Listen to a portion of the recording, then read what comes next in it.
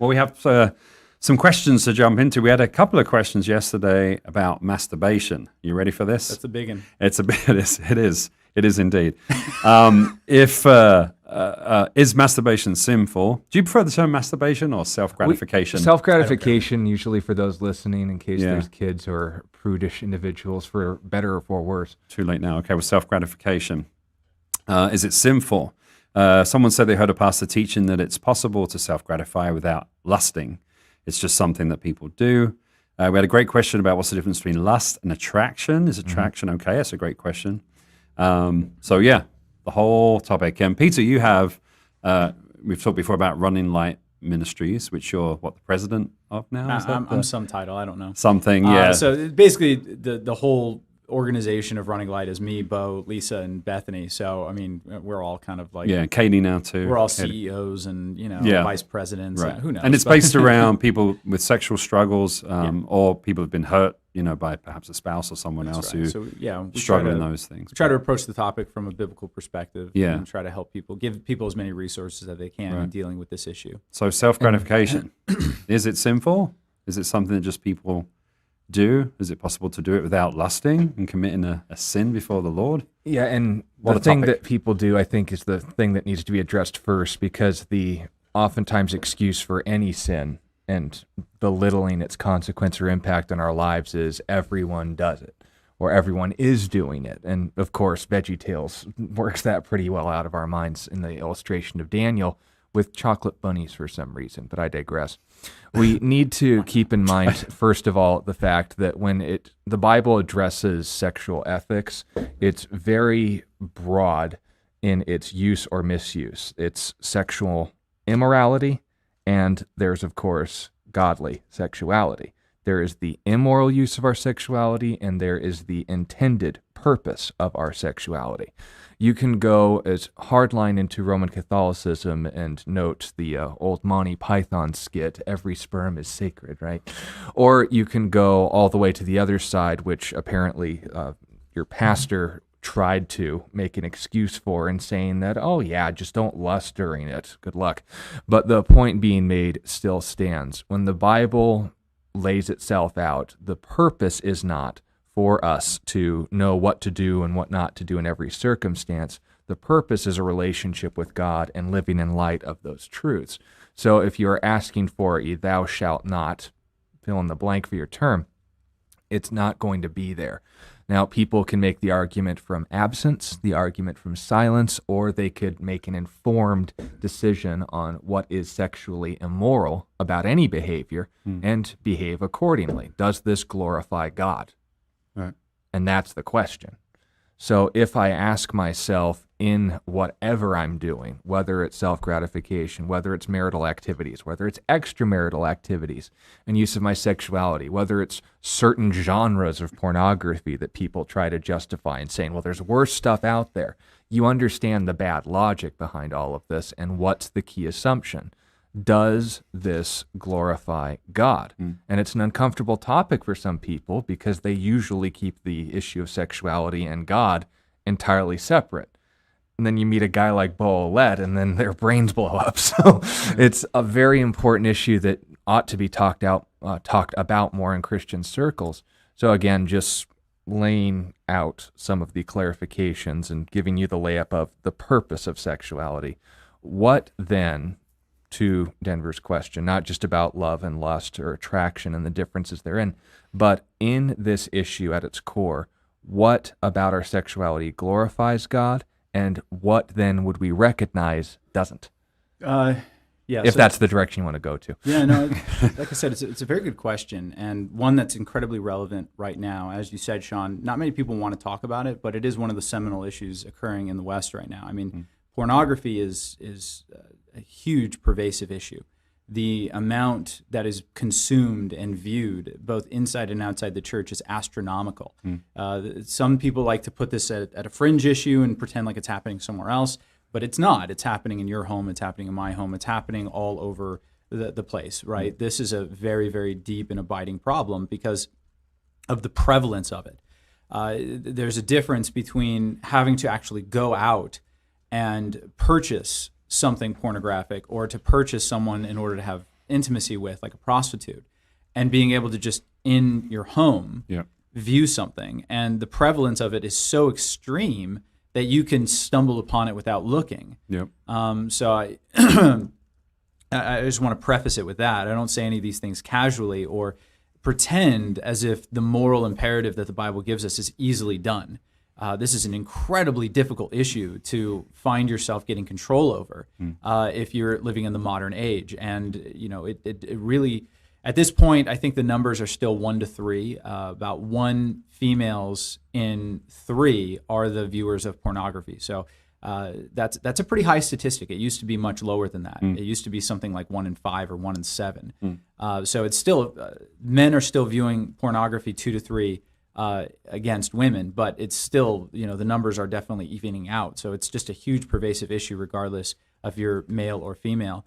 Now, another thing that we have to establish, like Sean said, is we have to look at, well, if I'm going to declare that a particular action is wrong, I have to understand intent, because the Bible doesn't particularly and specifically forbid every behavior that we can think of, right? There is no passage in the Bible that explicitly calls out, let's say, beating your wife. Right. Now, we can make an airtight argument that you ought not to beat your wife from moralities that are laid out elsewhere, but there is no explicit command. Same with this one. There is no explicit command not to self-gratify, but it doesn't mean you can't lay out an argument that would declare it being something sinful from the other biblical passages. So what we see biblically, and there's a reason why your pastor utilized the word lust, is because what's irrefutable, what we do have explicit commands about, are lust, right? Jesus said that if you lust after a woman in your heart, you've committed adultery. So his idea is that, and obviously he's God, so it's God's idea. The idea is that sin is not just what you do with your body, but it's what's happening mentally as well, right? It's what's going on in your head. So you can actually have thoughts that never express themselves in actions or behaviors that still remain sinful. And so what he's saying when he says that it's possible to self-gratify without lusting is he's suggesting that the action or the behavior itself is only sinful if you participate in it with a lustful heart. Right. So what does the word lust mean? Well, lust it's the Greek word epithemia, and it means a strong craving for that which is forbidden to you. Now, usually it's forbidden to you because it's sinful, right? God says not to. Or it could be forbidden to you because it's not yours, right? So if I'm strongly lusting after your car, the reason why it's forbidden to me is because I don't own your car. It's not that it would be sinful for me to have it if you sold it to me. It's just that it's forbidden to me because it doesn't belong to me. Yeah. Covet thy neighbor's ox. That's right. Exactly. And that's where those covet, by the way, is a synonym for lust. Now, when Jesus is talking about sexual lust, he's saying that it's craving something that doesn't belong to you, right? So if I am strongly desiring, passionately desiring to obtain a woman's beauty who is not giving herself to me freely in the bonds of marriage, that would be the idea of lust. Now, if I'm engaging in activity, and that's what you're doing when you're self-gratifying, you are tricking your body into believing you're engaging in sex. That's why you're able to bring yourself to a climax in that way. There's a trickery that's going on mentally. Now, the only way to do that, the only way to engage sexually is to have some sort of sexual things occurring within your head, whatever those might be. But that's some sort of a lust. That is some sort of a desiring. Even if you say it's a desiring of a sexual activity that you're not able to engage in rightfully. Now, there are many problems with it, and I like the fact that we are using the term self-gratification because it's more descriptive of what it is. Masturbation, I mean, it's like, what does that even mean? Like, it's just this weird, it sounds Germanic, I don't know, word that's just out there. Self-gratification is more descriptive of what you're doing. You are seeking to gratify yourself.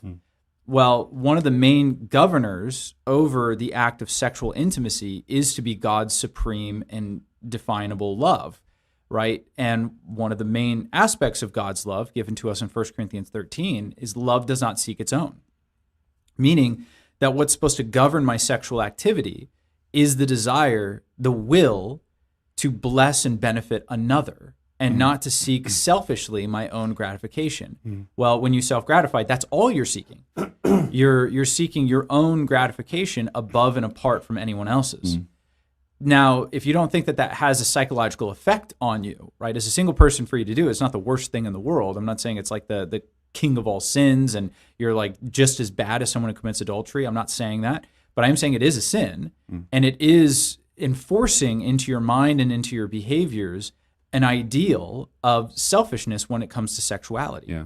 Right? That's problematic.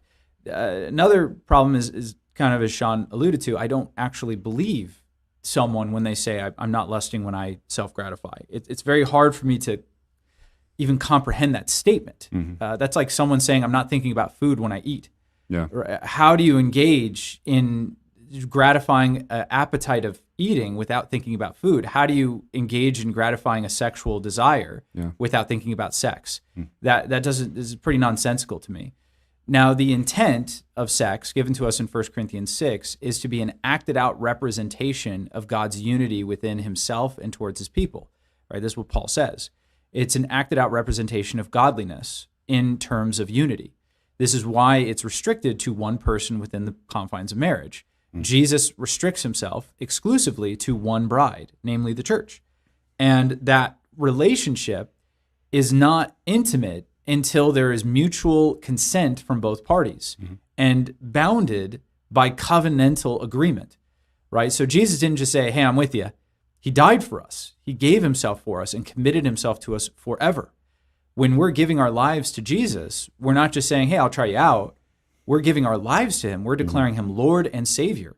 And it's only when those two things happen that the Holy Spirit indwells the church, right? And in the same way, if you're going to act out that representation, I'm going to have to give my life to my prospective partner before I give her my body, right? I'm not supposed to get the two mixed up. I don't give her my body before I give her my life. That's exploitative.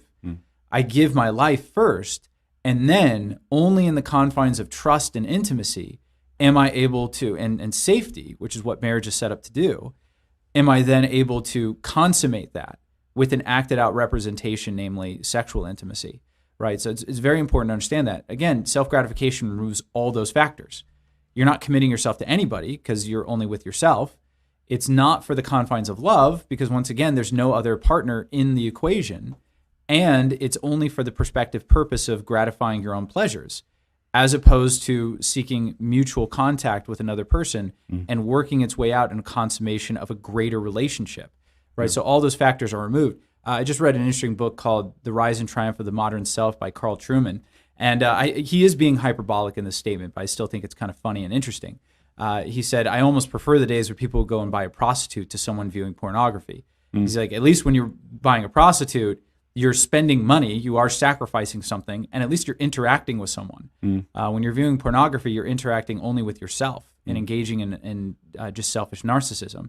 Now, again, he's being a little hyperbolic there. I don't think we're supposed to take him incredibly literally, but there is a relevant point there, that there is an attitude of selfishness that's at work in our hearts, especially in this country, that has made pornography such a lucrative business. I mean, we're talking hundreds of billions of dollars are made by pornographic industries every single year. Billions and billions of people view it every single day, right? This is a huge, huge industry that we need to be aware of as Christians. Now, before we get into the concepts of love and lust and attraction and stuff, anything you'd like to add or clarify? No, not at the moment.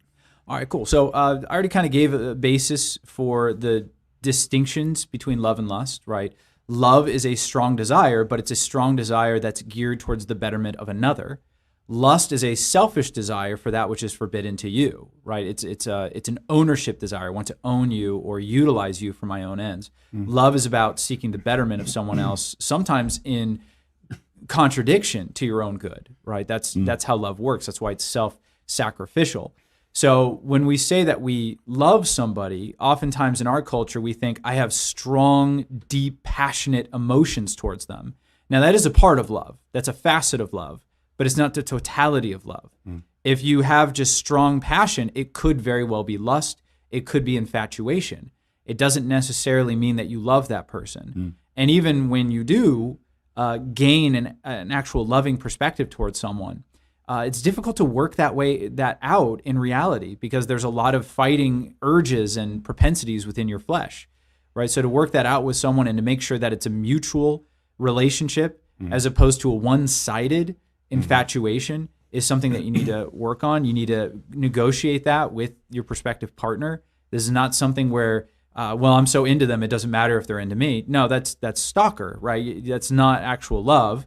That is, again, it's an infatuated lust that you're developing. You're strongly desiring that which is forbidden to you. Yeah. It's not being offered.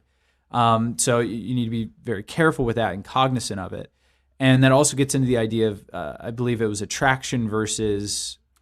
lust versus attraction. Yeah. Is it Lust okay versus to be attracted? What's the difference between that? No, very, very good question. So attraction is not sin. All attraction means, and we could be attracted in non-sexual ways, right? I could be attracted to a particular job opportunity. I could be attracted to eating chocolate, right? All that means is that there's something in me that finds pleasing a particular activity or person. Something is resonating with me when I'm looking at someone. So I could be attracted to someone's personality, meaning that their character is attractive to me. I look at it and I say, yeah, that's appealing. That resonates with me. I feel as though I can harmonize with that type of personality. I could get along with that personality, and I emulate that personality. I think of your behavior as being good and respectable, something to be praised. If I'm talking about someone's looks, the same thing. I find you physically attractive. I find you to be very beautiful to me. Again, praiseworthy, appealing. All those are synonyms for the same thing. Attraction is a necessary part of what we would call love. For how could you be repulsed by someone and yet love them in a mutual context, right? Now, you could have the unconditional type love that God has for someone, like love for your enemies. But even then, you have to have some baseline level of attraction. Right? Even Martin Luther King, when he was talking about loving white supremacists, he at least said, well, I am attracted to the fact that you're made in the image of God, right? If that's all you got, that's something, right? You're made in the image of God, and you have the potential to convert and to believe in God and to be forgiven and to be a new man, right? That's enough for me to love you in that grand context. But you don't see anywhere in the Bible God expressing love for, say, demons. Right. Because they've fallen so far away from the image of God that there's nothing left to love. Yeah. Right? You have to have some sort of attraction in order to love somebody, even if it's just prospective attraction. You have potential to be better than you are. But once again, the distinction is attraction is a component in both love and lust. All it means, the difference isn't really attraction versus lust. It's what's the difference between love and lust. And then you can figure out, how does attraction fit into love? And how does attraction fit into lust, and what's the differences there? And I hope I've done a good enough job explaining that. But do you feel like, or do I need to clarify something? Yeah, no, I think that's great. All right. Anything you'd like to add, clarify? Yeah, no, thank you. I hope that helps you out. It's certainly a awesome topic to discuss.